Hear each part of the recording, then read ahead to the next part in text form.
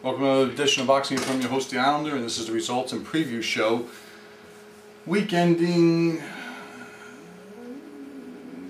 7-9, July 9th, July 10th. Alright, let's get right to it. Recap: David Haye versus Vladimir Klitschko. The fight itself, huge disappointment. Let me preface this by telling you, a lot of you think I'm going to come on here bashing David Haye. Not the case. Here's the deal. Look, really quick, he needs to be given credit for a couple of things. One, drumming this fight, building it the way it was, and getting in the ring with Vladimir Klitschko. Because technically, he was in the position to pull out of this fight because of that toe, and he really couldn't do that under any circumstances after what's been happening the past couple of years with pulling out with the fictitious back injury and the Satanta network going belly up, and then verbally committing to a fight with Vitaly Klitschko and then basically bait and switching on him and going to fight Nikolai Valuev. You know, basically the jig was up. It was going to be now or never, and he was going to be painted as the coward of all cowards. And some people still are doing it after his performance in this fight, if he didn't go through with it. So I just want to be the first to commend David Haye for actually getting in the ring with Vladimir Klitschko. After that, it all goes downhill from there, because Klitschko won this fight going away. I've got serious questions about both fighters. You know, most of you, a lot of people out there, who bought into the British media hype thought that the first time David Haye landed on Vladimir Klitschko's chin, the fight was going to be over. And obviously, he cracked him pretty good with a right hand in the third round. Nothing happened. And he cracked him again in the 12th round. Nothing happened. Of the 79 punches that David Haye landed, not many of them were jabs, and he drew blood on Vladimir Klitschko's face. The thing about this is it was a terribly technical fight. And for those of you who are basically, and including Roy Jones Jr., giving Larry Merchant a bunch of crap about his comment, he's an old man who knows, like the consumer, because he worked in newspapers for years, and I'm not defending him, I'm just explaining his perspective. His perspective and my perspective are very similar in this case. That the public is buying into this being a super fight, a high contact fight. You talk all this trash, and I think Larry Merchant basically described it as he's blew his trumpet, now is he going to charge, or he said something like that. Well, the answer was obviously no. Haye made all this, built this fight up, and like I had said previous to this fight, this was a cash out is what it was. There's no, Avellino 79 on my channel, it said same thing. There was nothing in the cruisers. This is the only thing in the heavyweight division. It was time to basically cash out is what it was. Now, I'm not saying that David Haye is going to retire or should retire. I think that the injury may have hurt him a tiny bit. It's not going to offset the technical deficiencies that he has with Vladimir Klitschko, because they're two different class of boxers. And not just professionally, but if you look back amateur-wise, Haye could not compete with the best world-class amateur boxers, whether it be Audley Harrison or whether it be Felix Savon, I think it was Felix Savon, or Oldemir Solis. I can't remember which one beat him and knocked him out in the amateurs. What happens in the amateurs doesn't necessarily translate to the pros, I know, but when you have success in the amateurs like the Klitschkos have, it generally is a good indication of what's going to be happening in the pros. There have been major flops and surprises, but both of them have a track record, both at the world-class level in the amateurs, Olympic pedigree, and in the pros. David Haye has neither of those. He has a record that was built on, some decent fighters. I mean, Joan Mormack is a pretty damn good fighter that David Haye, got off the canvas to beat. Enzo Maccarinelli was still a solid fighter. I mean, not that good of a chin, but, still a good fighter. Monty Barrett 10 years ago was a good fighter.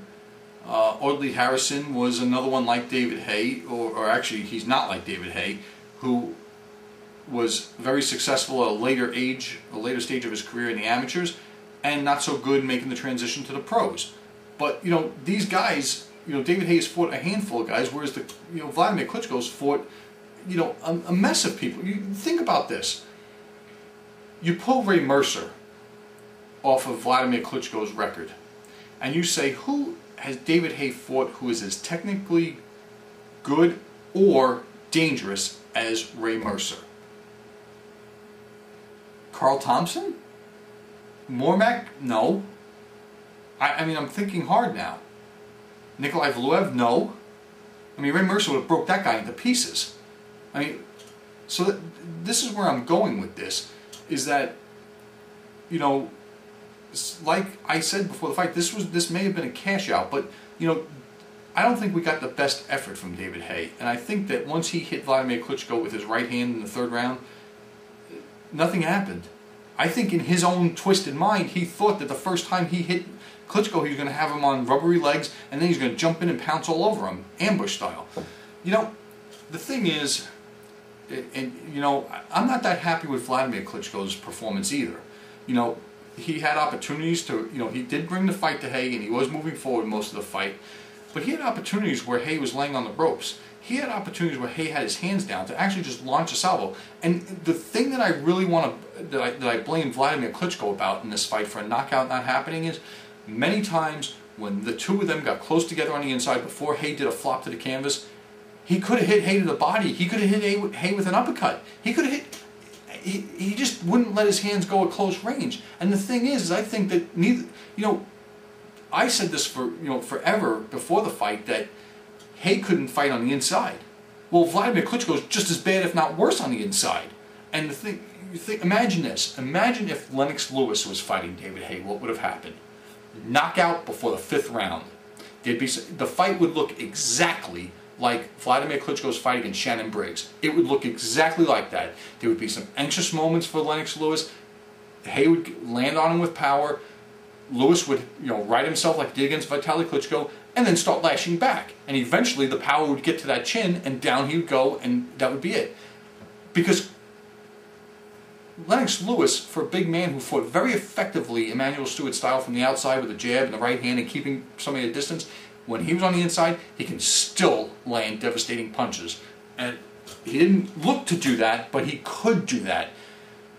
And if Emanuel Stewart, by chance, somebody ever gets you to watch this video, you need to get Vladimir Klitschko to fight with at least one hand on the inside while the other hand's tied up. I mean, it's almost ridiculous. The fight could have been over halfway through the fight if either one of them would have let their hands go on the inside. I mean, it's just crazy. All right, what's next for these guys? Because I thought Klitschko won the fight going away. I thought the nonsense with the push downs and taking a point away and then calling a knockdown that wasn't even a knockdown in the 11th round was, you know, I just want to, it's like a bad thing. Just it's one of you who is basically instigating me from the UK. Maybe it was Chester Drawers, wrote something you know, about this or that, and I wrote, I just cannot wait until this is over. And now it's over and it's done with. It's in the rearview mirror. It's gone. It was a bad thing. Because I didn't know it was going to be a bad thing, but I sensed nothing good was going to come from this. And, you know, nothing good really has come from it. With Haye, what's the future? The future is this, or at least the way I see it, the best thing that could happen is Vladimir Klitschko fights Chris Arreola. Chris Arreola is the only person with the capability of disrupting the robotic style that Emanuel Stewart has installed in Vladimir Klitschko. He may not win, but we're going to have questions answered, because if he fights Vladimir the way he fought Vitaly, where he will walk through fire to get to him and throw and land punches, I think the few punches he lands on Vladimir are going to have a different effect than they had on Vitaly. And he is big enough to deal with the physical size of Vladimir Klitschko, because remember, Vitaly is bigger than Vladimir, and Vladimir is more vulnerable than Vitaly. So I think the only challenge out there for Vladimir, besides his brother, is Chris Arreola, because I think Chris Arreola can actually do what David Haye said he was going to do, which was take chances, walk through the fire, and, you know, throw his bombs. Alexander Povetkin, he has been entitled to fight Vladimir Klitschko longer than David Haye has been pounding the drum to get this fight. And, you know, it's another thing to credit David Haye for, if I hadn't said this already, is pounding the drum to make this fight bigger than it was.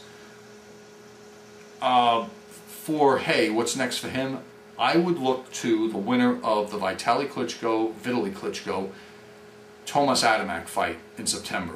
And I'll tell you why. I think both of their demeanors and styles make for a better mix with David Haye. Even if David Haye fights like he did against Vladimir Klitschko, which was the same way he fought against Nikolai Valuev, both Adamek and Vitaly Klitschko will force the issue more with David Haye than Vladimir did. And I think that those fights would be worth seeing a lot more than these two fighting. You know, those of you who are dismayed and disgusted about the heavyweight division, all I'm going to tell you is this isn't the first time this happened. In the middle 80s, early to middle 80s, the same thing was happening after Muhammad Ali. Larry Holmes was fighting a steady diet of guys like Alfredo Evangelista and Scott Ledoux, and you know, just steady, just like Vladimir Klitschko's doing.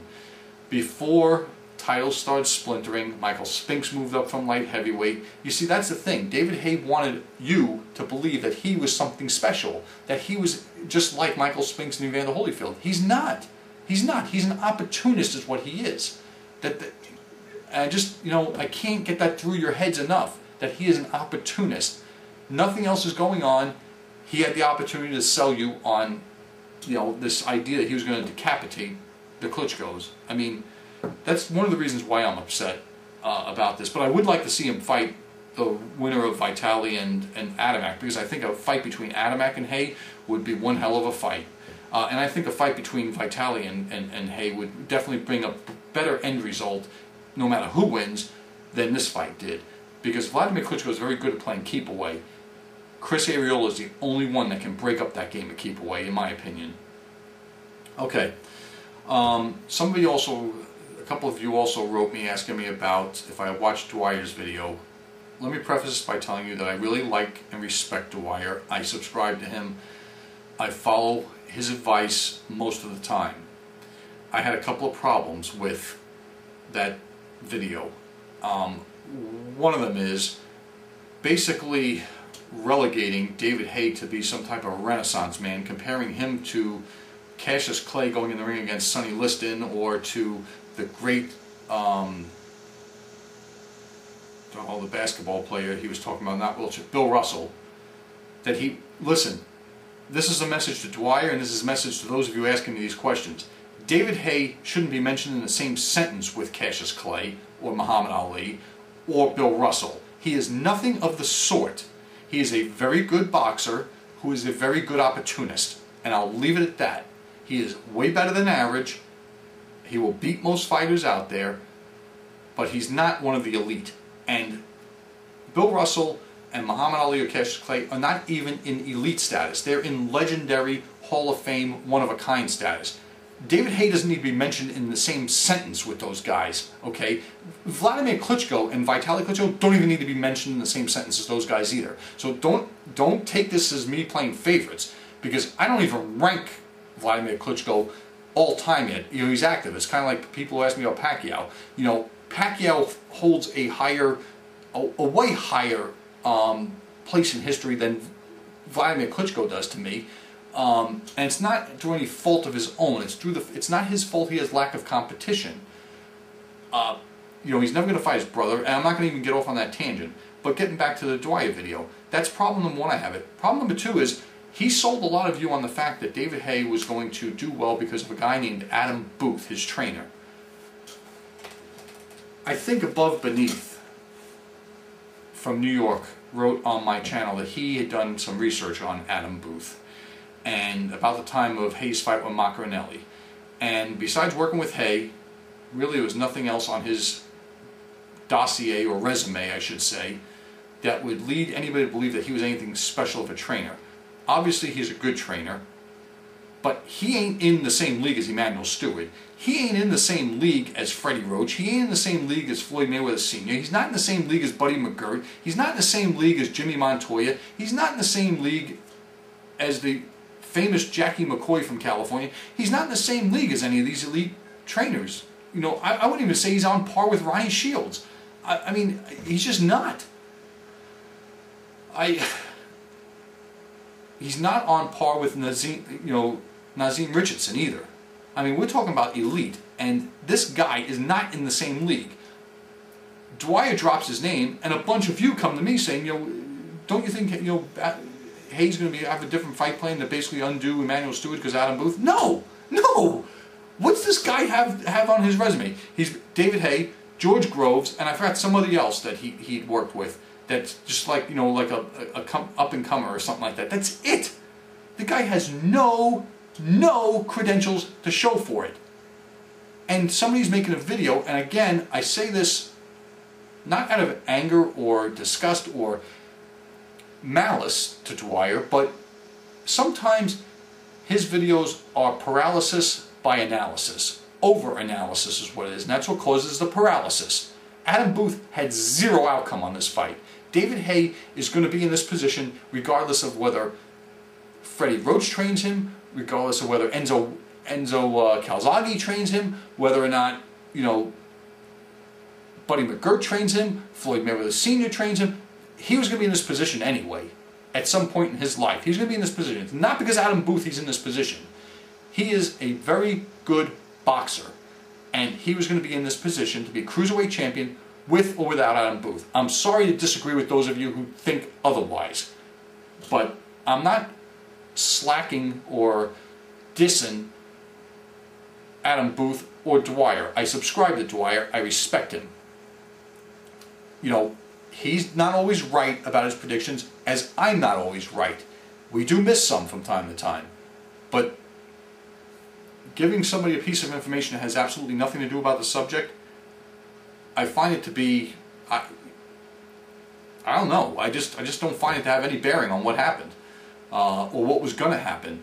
To basically think that a guy's got Adam Booth, a guy with exceptional talent, and a very good boxer, a very good puncher like David Haye, has this guy named Adam Booth in his corner who has no credentials, but is going to somehow out-mastermind Emanuel Steward, who's got a better gifted fighter to begin with, a bigger, better gifted fighter to begin with.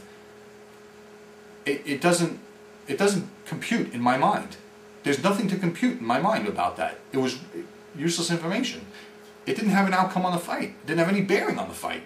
But I'm not going to slack off on him. I mean, if you take it as, I don't mean this as anything malicious, because I really like Dwyer's videos. I really like his concept of showing people how to bet on boxing. He calls it, straddle. People with a finance degree or finance background call it hedging, and he does that very well. I've been employed by a lot of you. Don't change my format, and I'm not going to mess with his. But that's all I'm going to say about the Klitschko Haye fiasco. All right, this week now, coming up, there is several fights in which, let me see,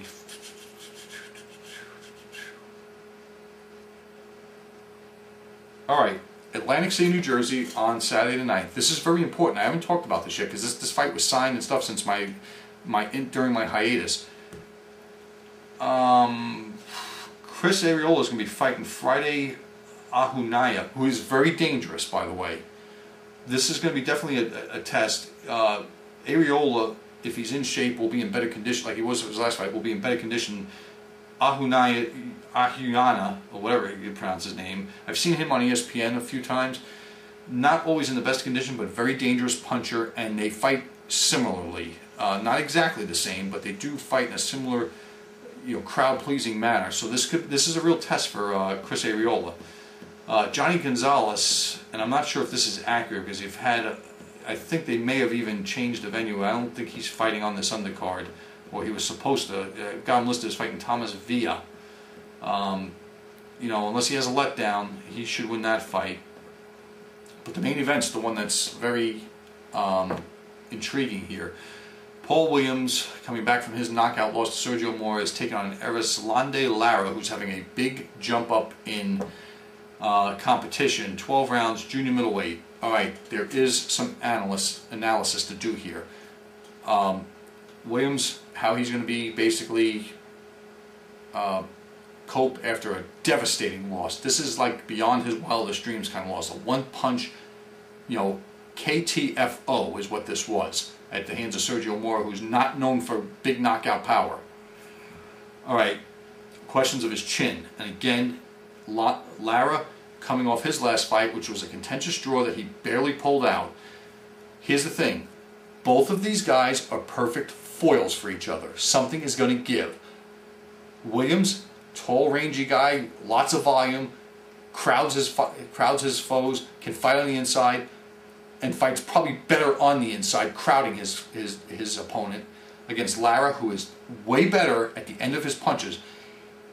I've only seen, there's been very few guys I've seen that hit like Lara does, and his punches, out of all the Cuban fighters I've seen, his technique, when it's working against lesser opponents, has been the best I've seen so far from the exports from Cuba, or the expatriates from Cuba. But he is something very similar to Alexis Arguello, and that is his power hand is more deadly at the end of the punch than it is going through an opponent. He hits guys at the end of a straight left hand, very straight left hand, at the end of them, scoring terrific knockdowns and knockouts because the power is at the end of the punch, much like Alexis Arguello was with his right hand. Guys thought they were out of range. He'd crack them with the right hand upside the head and down they go. Now, they're not exactly the same. I'm just using this as a comparison. And what is Paul Williams susceptible to? Left hands from a southpaw, fellow southpaw. We all saw this in several different fights. He gets tagged with left hands. He got knocked out with one in his last fight against Sergio.